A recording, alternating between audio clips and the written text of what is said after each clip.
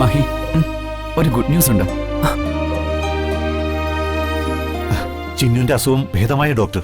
അവള് രക്ഷപ്പെടൂ. പേഷ്യന്റ് അപകടനില തരണം ചെയ്തു കഴിഞ്ഞു.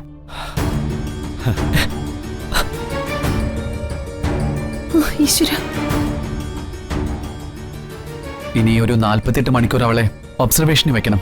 അത് കഴിഞ്ഞ് നമുക്ക് ഡിസ്ചാർജിനെ പറ്റി ആലോചിക്കാം. Thank you doctor, thank you very much. ചന്ദ്രാമ്മേ, ഈ പ്രസാദം ചിന്നുവിനും തൊടിയിക്കാമോ? ചിന്നുവിന് വേണ്ടി ഏറ്റവും കൂടുതൽ പാടുപെട്ടതും പോരാടിയതും മോനാണ്. അതുകൊണ്ട് ഈ പ്രസാദം ചിന്നുവിന്റെ നെറ്റിയിൽ അണിയിക്കാനുള്ള അർഹതയും മോനാ ഉള്ളത്. മോൻ തന്നെ അകത്ത് പോയി ചിന്നുവിനെ പ്രസാദം തൊടിയിക്കണം. ഡോക്ടർ, മഹി ഒന്ന് കല്യാണിയെ. ഞാൻ പറഞ്ഞില്ലേ, she is now completely out of danger. ഇപ്പോ നമ്മൾ ആ കുട്ടിയെ ഒബ്സർവേഷന് വെച്ചിരിക്കുകയാണ്. അവൾക്ക് അധികം സ്ട്രെയിൻ കൊടുക്കരുത്. അല്ലാതെ പേഷ്യന്റിനെ കാണുകയോ സംസാരിക്കുകയോ എന്ത് വേണം ചെയ്യാം. ശരി, മോനകത്തേക്ക് പൊയ്ക്കോ. എല്ലാവരും കൂടി ഇപ്പൊ അകത്ത് കയറി ചിന്നുവിനെ ബുദ്ധിമുട്ടിക്കുന്നില്ല.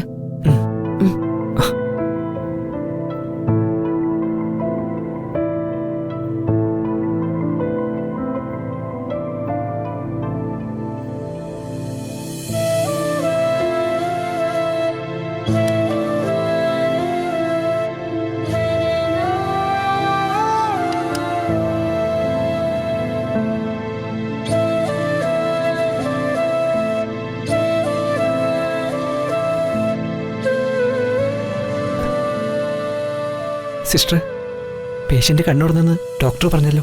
വീണ്ടും മയങ്ങി. നല്ല അവശതയുണ്ട്, തളർച്ചയും. ഇത് ഞാൻ കല്യാണിക്ക് വേണ്ടി വഴിപാട് കഴിച്ചെന്റെ പ്രസാദ. ഞാനിതൊന്ന് ഇവളുടെ നെറ്റി തൊട്ടോട്ടെ. അതിനെന്താ?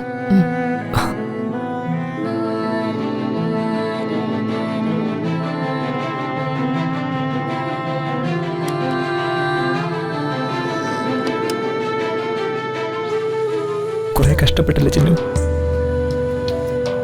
ചിന്നുവിന്റെ എല്ലാ കഷ്ടപ്പാടുകളും ഇതോടെ അവസാനിച്ചെന്ന് കരുതാം. ഇനി ഒരിക്കലും നിനക്ക് സങ്കടപ്പെടേണ്ടി വരില്ല.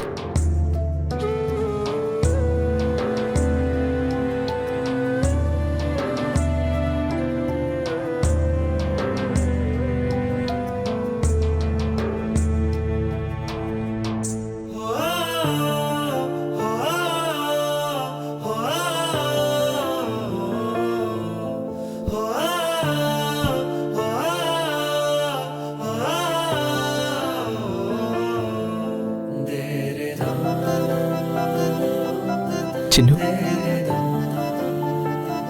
നിന്റെ സിന്ദൂരരേഖ അധികം വൈകാതെ എനിക്ക് സിന്ദൂരം അണിയിക്കണം. ആ കഴുത്തിൽ മഹിയുടെ പേരിലുള്ള താലി ചാർത്തണം എനിക്ക്.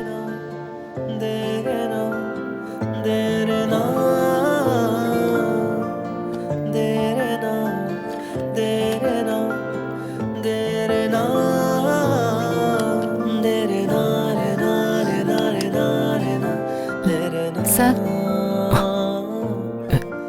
ഞാനിവിടെ ഉണ്ടാവും. എന്തെങ്കിലും പ്രശ്നമുണ്ടെങ്കിൽ ഞാൻ അറിയിച്ചോളാം. ശരി.